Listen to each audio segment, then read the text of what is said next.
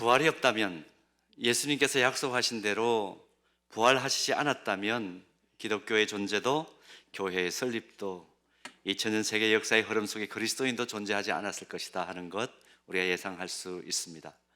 주님의 부활이 없었다면 이 4월에 얼마나 세상이 삭막할까요? 물론 지금 세상이 온 꽃으로 덮여 있고 생기가 넘치는 듯 하지만 그 안에 진정한 생명을 찾아보기란 어려울 겁니다. 영원한 생명을 볼 수 없기 때문입니다. 부활의 첫 열매 대신 그리스도의 빈 무덤과 부활이 있기 때문에 우리는 그리스도의 이름으로 모이고 질식하여 죽을 것 같은 세상에서도 소망을 잃지 않고 오늘 하루도 우리는 살아가는 것입니다.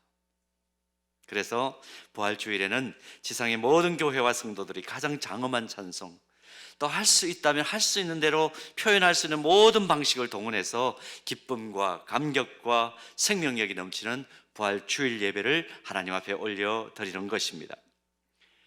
깊이 묵상해 보면 그런데 매년 부활주일마다 우리가 세상의 모든 교회가 부활하신 주님을 찬양하고 또 부활하셨다 선포하면서 예수님의 엄청난 부활 사건을 반복적으로 기뻐하고 축하합니다. 그런데 중요한 것 한 가지 놓치지 말아야 하는 것 있습니다. 예수님의 부활이, 나의 부활이라는 이 부활의 기쁨과 감동이 나의 말과 행동과 삶을 이끌어가는 중심 원리로 작동하느냐, 이것을 점검하는 것 필요합니다. 부활을 믿는다고 고백하는데 내 삶의 모습이 물질 세계에 여전히 연연하고 올인하는 세상 사람들하고 똑같고 나의 행동이 세상 사람들과 구별되어 있지 못하다면 우리는 좀 섬뜩하게 생각해야 합니다. 그저 매년 아무런 감동 없이 반복적으로 예수 부활하셨다, 그 구호만 되뇌이고 있다면 그리스도의 부활은 우리의 입술을 통해서 표현되기는 하겠지만 생명력은 상실했다고 밖에 볼 수 없습니다. 박제화되어 버린 부활절, 이렇게 표현해도 좋을 것입니다. 그러므로 주님의 부활하심이 역사적 사실이고 부활하신 예수님이 지금도 하나님 보좌 우편에 살아계셔서 나를 중보하고 계신다는 그 진리를 깨달았다면 단 한순간도 소망 없이 생명력 없이 그냥 허무하게 생각하며 살 수는 없는 겁니다. 이런 의미에서 우리가 다시 한번 기억하고 우리의 입술로 표현해야 될 것 있습니다. 한번 따라서 해보시겠습니까? 예수 부활, 나의 부활입니다. 옆에 분들에게 우리 확인하면서 얘기합시다. 예수 생명, 나의 생명입니다. 오늘 우리는 이 부활주의를 지나고 있는 것입니다. 오늘 본문의 이해를 돕기 위해서 이런 질문을 한번 던져보겠습니다. 여러분, 선물과 뇌물의 차이를 아세요? 선물과 뇌물을 아주 쉽게 구분하는 기준이 있습니다. 선물은요, 선의를 가지고 선뜻 주는 것이 선물이고 뇌물은 뇌를 굴리며 주는 것이 뇌물이다, 이렇게 쉽게 분별합니다. 오늘 본문에는 이 부활의 첫 열매 되신 우리 주님께서 하나님의 자녀들이 정말 하루를 살아도 독특하고 구별되고 성별된 삶을 살 수 있도록 주님이 12제자로 대표되는 우리 그리스도인들의 대표자들에게 주신 선물이 기록되어 있는 본문입니다. 어떤 선물을 주셨을까요? 첫 번째는요, 부활하신 예수님은 제자들에게 평강을 선물로 주셨습니다. 오늘 본문 19절과 21절 말씀을 보면 예수님께서 두 번씩이나 제자들을 향해서 너희에게 평강이 있을지어다, 그렇게 말씀합니다. 예수님께서 지금 말씀하시고 있는 이 평강이라는 단어는 헬라어로 에이레네라는 단어인데요, 히브리어로는 우리가 자주 듣는 샬롬이라는 단어입니다. 이 말은 다른 한글 번역 성경에는 평강이라고 번역되어 있기도 하지만 평화 혹은 평안, 이런 말로도 번역되어 있습니다. 그래서 공동 번역 성경을 보면 예수님께서 하신 이 말씀을 너희에게 평화가 있기를, 이렇게 번역을 했습니다. 세계 역사 속에 이 평강, 평화, 평안, 이런 말을 표현하는 아주 독특한 두 단어가 있는데 라틴어로 팍스라는 단어가 있고 히브리어로 샬롬이란 단어입니다. 팍스는 역사적으로 로마 사람들이 추구하는 평화였습니다. 법과 제도적 권위 또 무력으로 세상을 평정해서 그 과정을 통해서 평화가 유지될 때, 사람들이 살 수 있을 때 사용하는 단어가 팍서였습니다. 로마는 이런 평화를 확장시키기 위해서 강력한 군사력을 통원해서 국경을 넓혔고, 정교한 법과 제도를 가지고 평화를 유지하기 위해서 식민지를 통치를 했습니다. 그래서 로마 제국에는 전쟁과 분쟁이 없는 팍스 로마나라 표현하죠. 로마의 평화를 위해서 단 하루도 피 흘림이 없는 날이 없었고, 전국에는 이 로마 제국은 전쟁 때문에 스스로 망하고 마는 아이러니에 빠졌습니다. 팍스 로마나라를 추구했는데 전쟁을 계속해 나가는 이상한 모습을 보여준 거죠. 지금 열강들이 보여주고 있는 모습하고 똑같습니다. 근데 이에 반해서 샬롬이라는 의미는 로마 식민지로 있었던 유대인들이 가졌던 내면적이고 영적인 평안, 영적인 평강을 의미하는 것이었습니다.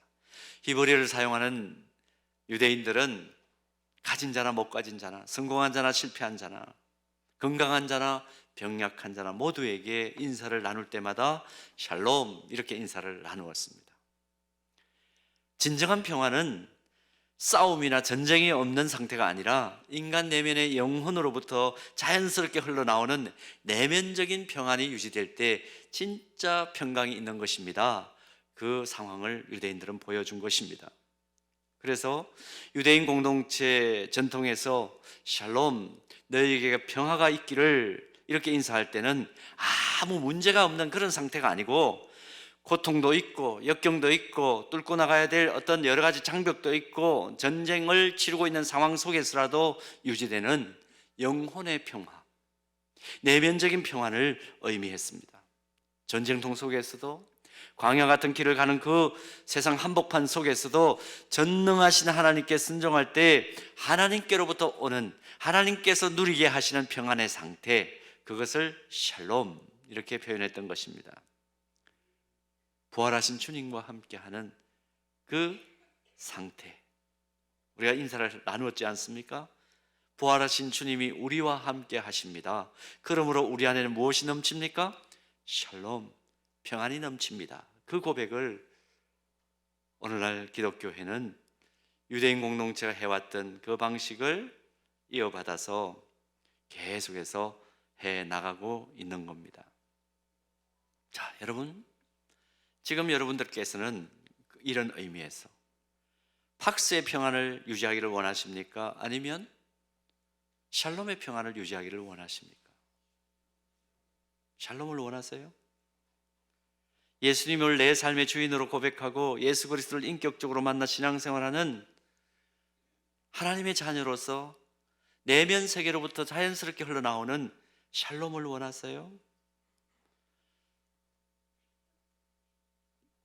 예수님 믿으면 마음이 평안해져요. 그 말을 자신 있게 그럼 하실 수가 있나요? 예수 믿기 전까지는 그렇게 불안하고 두렵고 괴롭고 고통스러웠던 내 삶이 예수님 만난 이후에 내 삶에는 샬롬이 넘쳐요. 평안이 넘쳐요. 그렇게 자신 있게 고백하실 수 있으신가요? 주변 환경은 전혀 변하지 않았는데 내 마음에는 평안이 넘치기 때문에 나는 오늘 하루를 살아도 기쁘게 살아가요. 그렇게 말씀하실 수 있나요? 우리 모두 그런 진짜 하나님의 자녀 되기를 소원하고 축복합니다. 자, 여러분, 왜 그러면 우리는 이렇게 고백할 수 있습니까?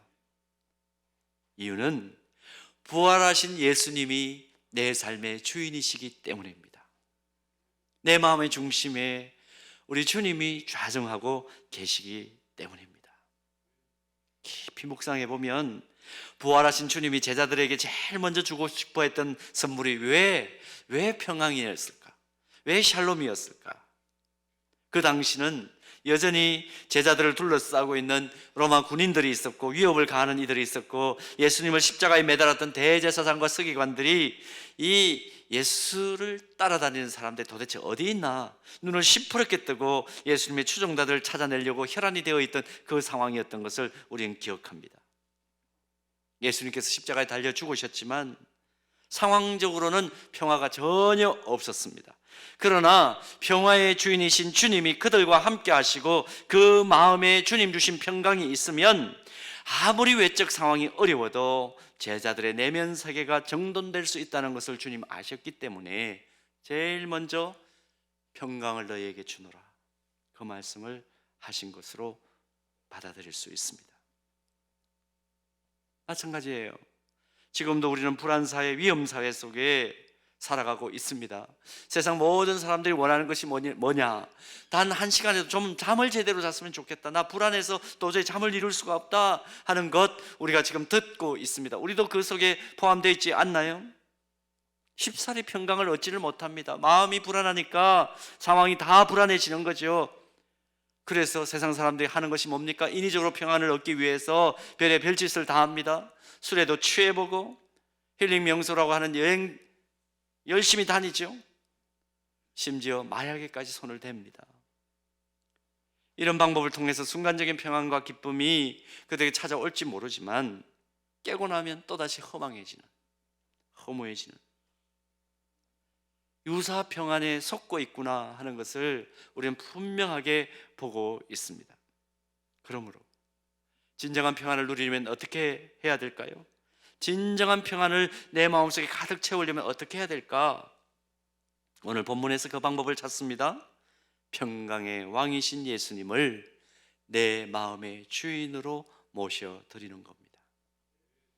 평안을 너희에게 주노라, 그 말씀을 하실 수 있는 유일한 구주이신 예수 그리스도를 내 마음에 모셔드리는 것입니다. 사람은 숨을 쉬고 생명을 유지한다고 해서 제대로 사는 것 아니라는 것 우리 잘 압니다.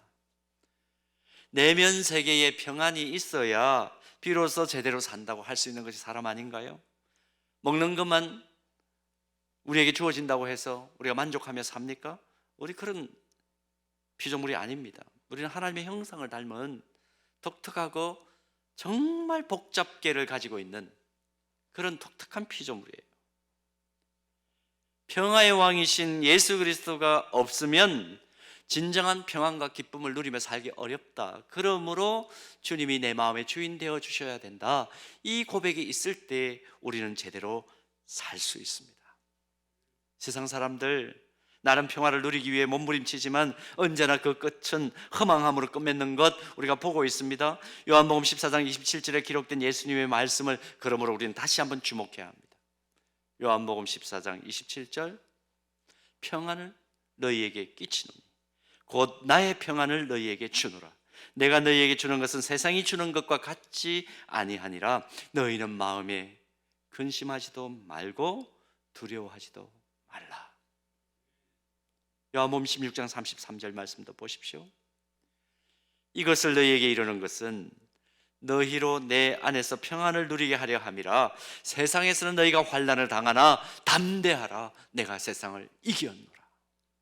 이 주님이 내 안에 살아 있을 때 우리는 제대로 환경이 변하지 않아도, 주변 상황이 변하지 않아도 주님 주시는 평안 가운데 하루를 힘있게, 보람있게, 알차게 살아갈 수 있는 겁니다.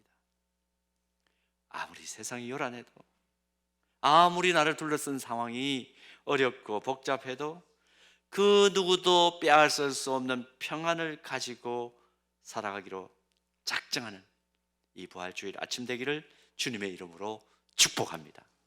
자, 그런가 하면 두 번째로 부활하신 주님은 제자들에게 뭘 선물로 주셨을까요?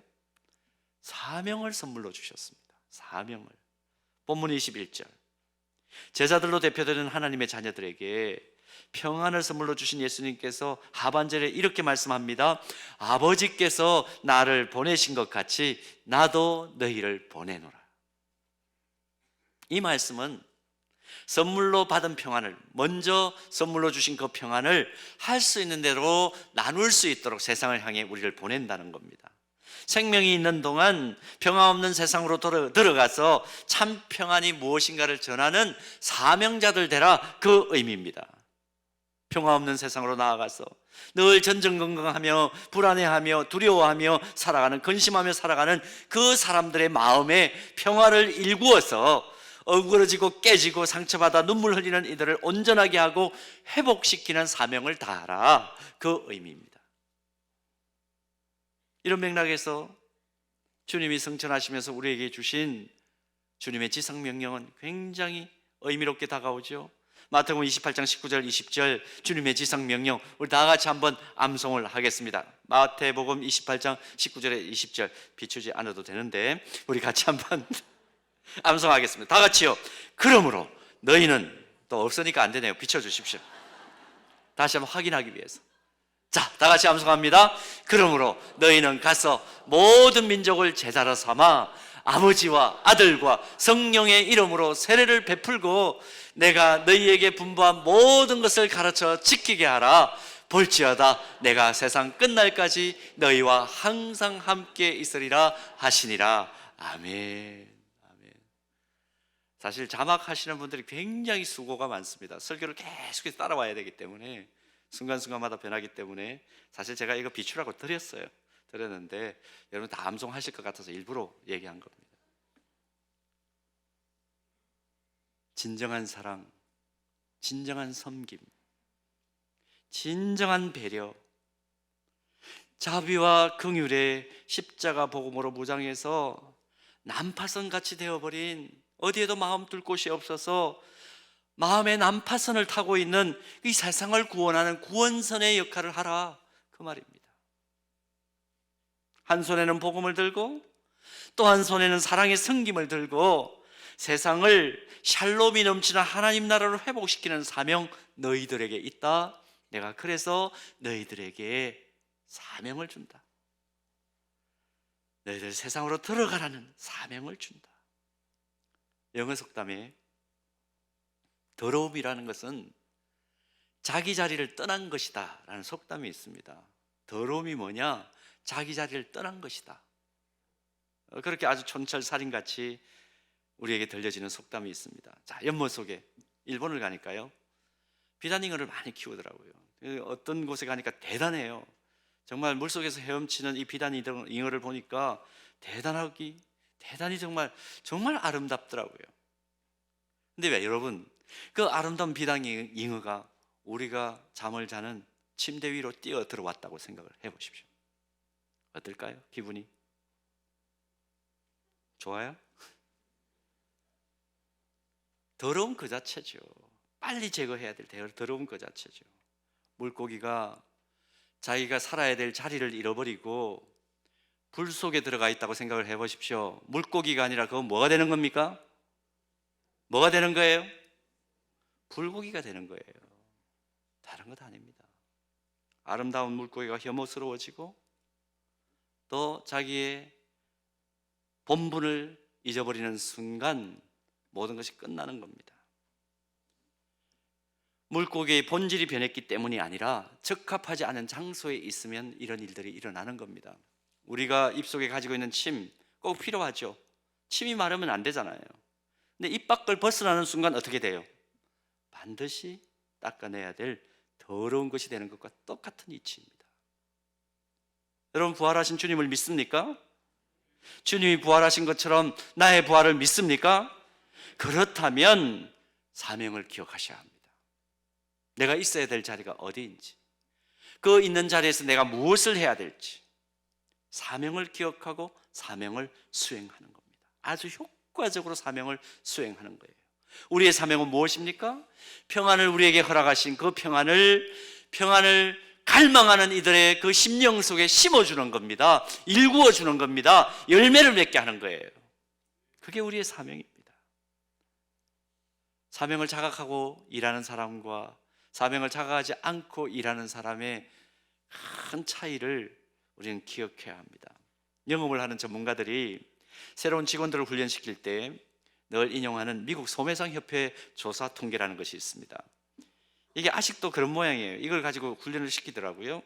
남의 주머니에 있는 물질을 나의 주머니로 옮기는 그 일을 최전선에서 하시는 분들이 영업하시는 분들이시잖아요. 얼마나 힘들겠어요. 근데 이런 분들을 훈련시킬 때에 꼭 드는 통계가 있더라고요.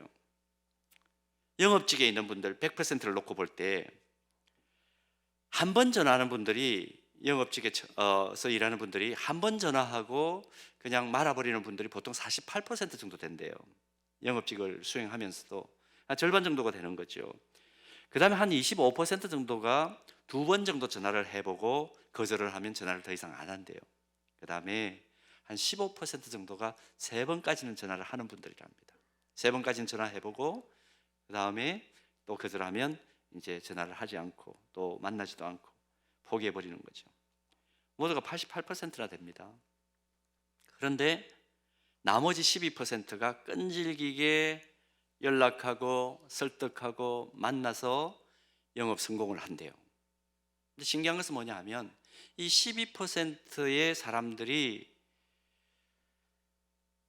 전체 영업 실적의 80%를 차지한다는 겁니다.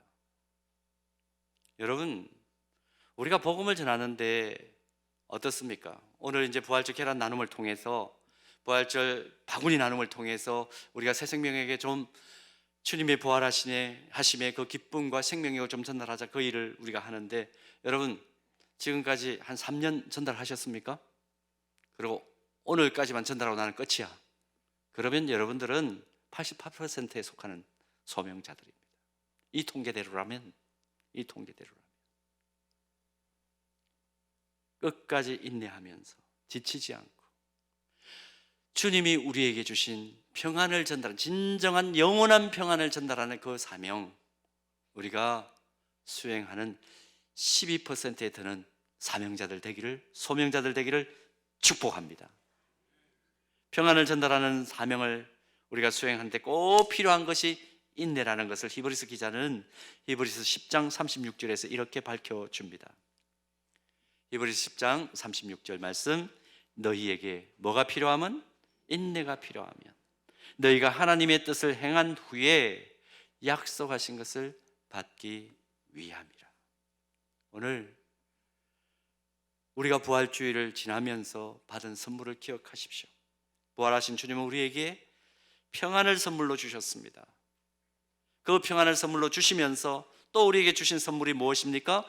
평안을 전달하는 전달자의 사명을 선물로 주셨습니다. 이 평안을 전달하는 과정 속에서 우리에게 필요한 덕목이 뭘까? 인내입니다. 인내입니다. 목사님, 그 인간은 안 됩니다. 그래서 저 작정해서 내지도 않았고요. 부활하신 주님이 여러분들의 마음을 꿰뚫어 보고 계십니다. 오늘 다시 한번 인내함으로 내가 어떤 사명을 부여받았는지, 평안 없이 살아가는 그 영혼에게 내가 어떤 사명을 전달해야 될 사람인지 다시 한번 회복하는 이 부활주일 아침 되기를 주님의 이름으로 축복합니다. 자, 마지막 하나만 더 볼까요?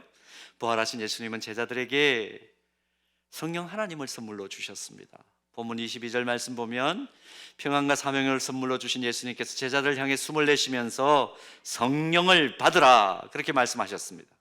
성령님이 누구입니까? 예수님께서 설명을 해 주시죠. 요한복음 14장 26절에서 예수님은 이렇게 성령을 선물로 주시는 성령을 설명을 해 주십니다. 요한복음 14장 26절 말씀, 보혜사 곧 아버지께서 내 이름으로 보내실 성령, 그가 너희에게 모든 것을 가르치고 내가 너희에게 말한 모든 것을 생각나게 하리라. 성령님이 어떤 분이십니까? 보혜사라 그랬습니다. 상담자요, 도와주시는 분이요, 보호자요, 변호자요, 위로자라는 의미입니다. 늘 문제가 들끓는 소란한 세상 한복판에서 하나님이 주시는 평안을 항상 유지할 수 있도록 도와주시고, 하나님께서 주신 사명을 수행하는 데 있어서 힘도 주시고 지혜도 주시고 나를 변호하고 도와주시는 분, 성령님을 우리에게 선물로 주시겠다 약속한 겁니다. 사도 바울은 주님이 주신 이 성령의 선물을 받아서 성령 하나님이 어떻게 하나님의 자녀들을 도우시는지 로마서 8장 26절에서 이렇게 설명을 해 줍니다. 이와 같이 성령도 우리의 연약함을 도우시나니, 우리의 연약함을 도우시나. 저는 이 말씀을 읽을 때마다 마음에 전율이 있어요. 때때로 벽에 부딪힐 때마다 저는 이 말씀 암송합니다. 성령께서 도와주시는구나. 성령께서 나의 연약함을 지금도 보고 계시는구나. 성령께서 나의 연약함을 채우시기 위하여 가만히 지켜보실 뿐만 아니라 실제로 행동하시는 성령 하나님이시로구나. 그러니 많은 일을 안 할 수가 없죠. 우리는 마땅히 기도할 바를 알지 못하나 오직 성령이 말할 수 없는 탄식으로 우리를 위하여 친히 간구하시느니라. 이 복음의 진리를 알고 있는데 왜 우울하게 살아갑니까? 왜 안 된다고 고개를 절레절레 흔듭니까? 사랑하는 여러분, 한번 여쭤보겠습니다. 지금 우리 사회를 사회학자들은 그렇게 얘기하죠. 불안사회, 위험사회, 분노사회, 더 나아가서 자살사회다, 그렇게 얘기합니다. 이런 세상에서 나 혼자 힘으로 살 수 있나요? 나 혼자 힘으로 이 어려운 세상, 정말 어디 생각하면 참 말도 잘 나오지 않는 이 세상, 나 혼자 힘으로 힘있게 뚜벅뚜벅 걸어갈 수 있나요? 선뜻 그렇다고 대답하기 힘들죠. 지난 목요일 날 오전에 마포경찰서에서 경찰들과 함께 부활절 축하 예배를 드렸습니다. 부활절 축하 감사, 경찰들 다 모였습니다. 경찰서장님이 계시고, 근데 그 마포경찰서 서장님은 집사님이세요. 참 좋은 분입니다. 근데 경찰들이 다, 서장님이 참석하니까 다 모이잖아요. 제가 설교를 했습니다. 경찰들에게 물었어요. 불안하시죠? 범죄 진압할 때마다 힘드시죠? 혼자서 할 수 있습니까? 다들 고개를 절레절레 흔듭니다. 아니요. 대안이 도대체 무엇일까요? 물었습니다. 날마다 우리의 연약함을 도우시고 변호해 주시고 상담자가 되어주시는 성령께서 함께 하실 때 비로소 우리는 참 평강을 누리고 우리에게 주어진 소명을 넉넉하게 감당하면서 힘있게 세상을 살아갈 수 있습니다. 여러분 믿습니까? 주님이 그냥 부활하시고 떠나버리신 게 아니라 왜 이 말씀을 우리에게 허락해 주셨는지 오늘 이 부활절 아침에 우리는 깨달아야 합니다. R.A. 토레이 목사님이라는 분이 계세요. 예수원을 설립하셨던 대천덕 신부님의 할아버지이십니다. 성령론에 있어서는 세계교회에 끼친 영향이 너무너무 크신 분인데, 이분이 책 속에서 이런 말 합니다. 나는 아침에 일어나면 성령 충만을 위해서 기도합니다. 하나님, 성령 충만하게 도와주십시오. 왜냐하면 성령 충만하지 않으면 오늘 하루 나는 너무나 쉽게 흔들릴 수 있는 사람이기 때문입니다. 또 이렇게 고백합니다. 하나님, 제가 성령 충만하다고 느끼지 못할 때 함부로 말하지 않도록 도와주십시오. 성령 충만하지 않을 때 말하면 실언이 되기 쉽고 사람들에게 상처를 주기 쉽기 때문입니다. 하나님, 제가 성령 충만하지 않을 때 제 인생의 중요한 결정을 하지 않도록 도와주십시오. 성령 충만하지 않으면 저의 결정은 잘못될 가능성이 항상 있기 때문입니다. 토레이 목사님이 그렇게 고백을 하세요. 아담 이후에 이 세상에 태어난 인간은 근본적으로 부패한 재성을 가지고 있기 때문에 끊임없이 실수하고 실패할 수밖에 없어요. 보혜사 성령님의 도우심이 없으면 균형 잡힌 삶을 살 수 없다는 말입니다. 그러므로 보혜사이신 성령님이 나를 주관할 때 진정한 평안을 누릴 수 있고 비로소 나에게 주어진 사명을 넉넉히 감당할 수 있습니다. 우리 가정의 문제, 성령 하나님께서 책임져 주십시오. 여러분들 입술에서 그 고백이 터쳐 나올 때 비로소 우리 가정의 안전은 지켜지게 될 것이고 미래도 책임져 주시게 될 것입니다. 혼자 살아가기에 너무 버거운 세상, 주님의 부활하심을 믿는 하나님의 자녀들에게 보혜사 성령 하나님이 주어졌다. 이 놀라운 사실 기억하십시다. 주님 달리신 그 십자가 앞에서 뿔뿔이 도망쳐버렸던 제자들, 십자가에 죽으신 예수님 부활하셔서 그들 앞에 지금 서 있습니다. 부끄러워 감히 얼굴을 들지 못했겠죠. 그러나 예수님은 그들을 책망하지 않으시고 오히려 그들에게 선물을 주십니다. 세상에 줄 수도 없고 알 수도 없는 평안을 주셨고 하나님을 기쁘시게 하고 세상에 소망과 감동을 줄 수 있는 사명도 허락해 주셨습니다. 그리고 더 중요한 것, 연약한 제자들과 동행하시면서 넉넉히 사명을 수행할 수 있도록 도우시는 보혜사 성령님을 주셨습니다. 12제자들은 오고 오는 모든 그리스도인들의 대표로 이 선물을 받았죠. 그리스도를 주로 고백하는 오늘날의 그리스도인들에게 이 선물은 계속해서 이어지고 있습니다. 오늘 이 사실을 확인하면서 진정한 부활의 기쁨을 가지고 세상을 변화시키고 평화 없는 세상의 평화를 일구어 나갈 사명자로 이 예배당을 떠나시게 되기를 주님의 이름으로 축복합니다.